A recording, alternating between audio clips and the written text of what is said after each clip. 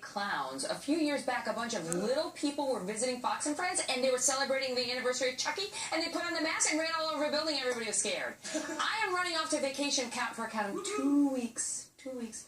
And it is a vacation. And I'll see you when I come back. Tonight, as ISIL's beaten back, we're gaining vast amounts of intelligence.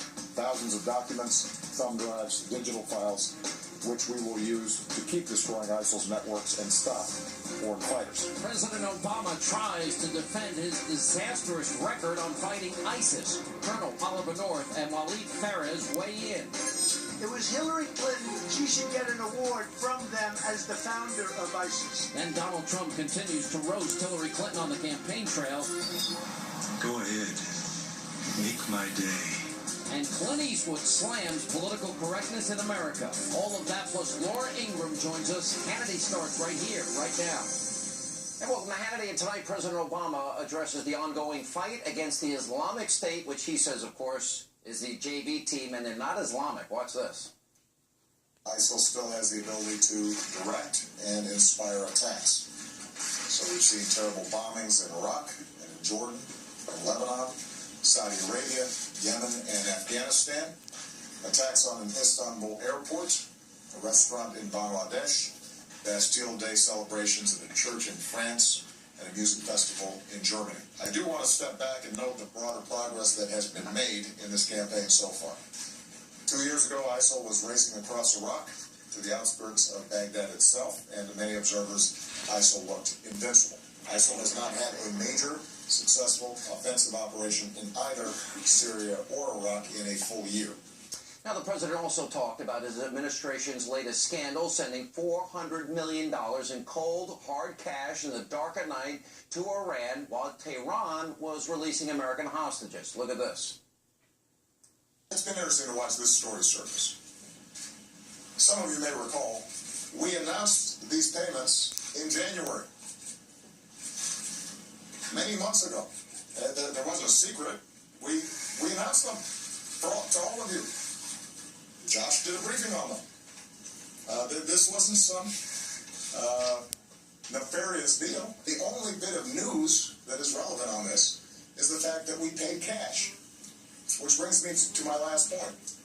The reason that we had to give them cash is precisely because we are so strict in maintaining sanctions, and we do not have a banking relationship with Iran, that we couldn't send them a check.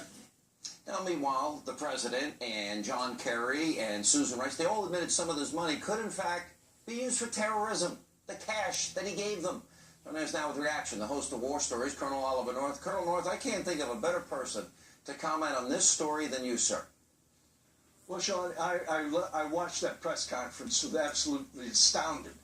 Why didn't somebody get up and ask the question, well, why did you ship it in the middle of the night in foreign currency on a chartered aircraft? Why not take it on that transport airplane, which is parked right behind the shipment of money? Why did they do it in the middle of the night this way? Look at the $400 million transfer to Tehran is just the latest in a 7-year history of Obama regime lies, deceits, and dissembling. Think about it. Fast and Furious. The IRS enemies list. The Obamacare, keep your health care. Benghazi, before, during, and after. The email cover-up by State and Clinton about what happened in Benghazi. And, of course, the ISIS is now on the ropes again. Look, at the responsibility to protect people in Libya by killing Gaddafi has left a terrible caricature of America's foreign policy. And the whopper of all, and he touched on it in his press conference, the existential threat of Iran's nuke deal and the nuclear ICBM research and development with North Korea really isn't what it is. Okay, it's but eluding. You know, and of course, by the way, we need jobs for jihadis, and John Kerry equates global warming as big a danger to the world in the United States as ISIS. I guess the thing that stands out to me is, imagine a Republican president. Imagine that on the same day that hostages are released, they have an unmarked cargo plane, that they went to Switzerland and other countries to pour in euros and francs and I assume dollars and other currencies, $400 million, and in the dark of night fly this unmarked cargo plane into Tehran. Now, Josh Earnest said today that they've been completely transparent about the whole issue. Well, they never mentioned the $400 million that was transferred at the time they were getting the hostages released. So, did they pay a ransom here is the big question. Yes, this was a ransom. Look, the very first demand by the Iranians when I met with them in 1985 was a refund of the $400 million from the Shah, a down payment on weapons he'd wanted to buy. That's what they wanted from Jimmy Carter. That's what they wanted from me. You know, it turns out I was actually a better negotiator than John Kerry. We didn't send money to the Iranians. They paid us. I know. I was the one who had to sit down on the other side of the table with the likes of Ahmadinejad and Rouhani. What they wanted, first of all, was that $400 million. They got it from this administration. The Israelis shipped tows, and we got hostages and Iranian money. The tows were doctored so they wouldn't work, and we have an interpreter, thank God, who was there to confirm that. We used the money from the Ayatollahs to support a pro-democracy movement in Central America. Is that the right thing to do? Apparently there are a lot of people decided otherwise. But we didn't have to do things like they did it. I mean, you think about this. There's an American transport plane right behind the shipment of money. And they're telling me this isn't ransom? It defies reality. Why didn't somebody ask that at the press conference today? Yeah, well, you know, and that's the thing. The president's got this big smile on their face. But the idea that they acknowledge that money will be used for terror, the idea that the $150 billion on top of it, that they can spin their centrifuges, that they can build up conventional arms, that they can follow up on ballistic missiles, which would allow them to launch the weapon. 2 weeks ago, it came out that we now have cut their time in half that they can build this nuclear weapon and create missile defense and join in a partnership with Vladimir Putin. Now that's, and the president's smiling. To me, this is the single greatest mistake ever made by any president in history. We have an existential threat against the American homeland and the American people because of what this administration has done. And that money is not only going to support terrorism, that money is also going to support the research and development that's going on right now between the North Koreans and the Iranians on nuclear weapons and the means of delivering them. And this president blows it off. They just got more than 1,000 brand new centrifuges to expedite the time it takes them to refine nuclear material for weapons grade. Well, it certainly puts into perspective, doesn't it, the criticisms that the media's been obsessed with Donald Trump, considering now we have clearly given money and weaponry and an opportunity for the world's biggest state sponsor of terror to do more terror and to fight more proxy wars as they have been doing. Yes. And for doing other terror groups. That we gave them. Absolutely right. All right, Colonel. And Waleed knows that just as well as I do. I mean, it's pitiful to see the President of the United States getting up and lying like that. Colonel, thank you. Safe home. Pleasure. Joining us now. Appreciate Quick reaction. Fox News Middle East analyst, Donald Trump's foreign policy advisor, Dr. Waleed Phares. Dr. Phares, your reaction to all this? Well, what the president said in the first part with regard to ISIS misses a lot of things we did not share with the American public is why it took the coalition 3 years to make that progress, and it was going to take another 3 years. He won't be in the White House. Well, simply because the Iranians told the administration they don't want American forces on the ground. They don't want Arab forces on the ground. They don't want Sunni moderates on the ground. Why? Because they want to seize those places of ISIS into their hands, and they want to protect. Let me ask you this, Waleed, because the Iranians say this was ransom. Obama smiles as we just played. He denies it's ransom. Who's right? Who's telling the truth? Is Obama telling the truth, or the Iranian mullahs telling the truth? The Iranian leadership has a history of telling what has really happened, why the administration never shared with the American public. And here's another point. If they're such good friends with the president who gave them the $150 billion and the right to spin their centrifuges and 25 days notice before an inspection and the right to missile defense and conventional weapons and all this, I thought they were Obama's friend. They got everything in that deal, and they still take shots at him and try and embarrass him on the world stage. And I'm thinking, what part of this does Obama not understand?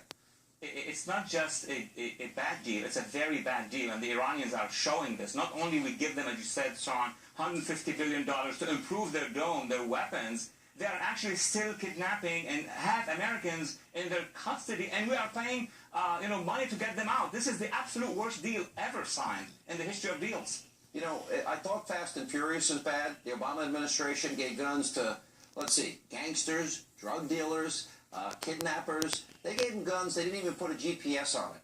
Now they're giving them the opportunity to spread and foment terror in the entire region, fight their proxy wars, which they have been doing, and build a nuclear weapon, and not have the inspections any place, anytime, anywhere, as we were originally promised. And they got ransom, which means what? More Americans will be taken hostage?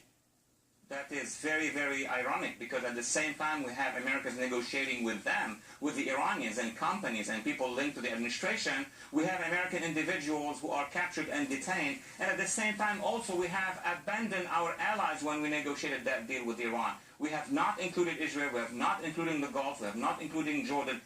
I don't know what aspect is positive of that deal. It's funny.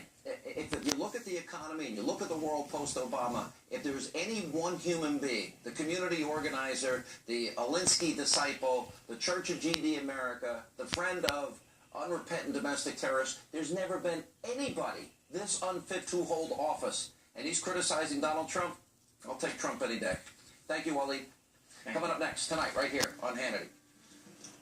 Hillary Clinton, furthermore, can never be trusted with national security. Can't. Trump continues to eviscerate Clinton on the campaign trail. Laura Ingraham and Trump attorney Michael Cohen will weigh in also tonight. I'm telling you right now, we're going to write fairer rules for the middle class, and we are going to raise taxes on the middle class. Raise taxes on the middle class. All right. Well, would she mean it? Seems like it. We'll check in with Monica Crowley, Charlie Hurt, Doug Schoen. And then later, Hollywood legend Clint Eastwood opens up about the 2016 race while bashing the out-of-control political correctness atmosphere we live in. As Hannity continues. Straight ahead.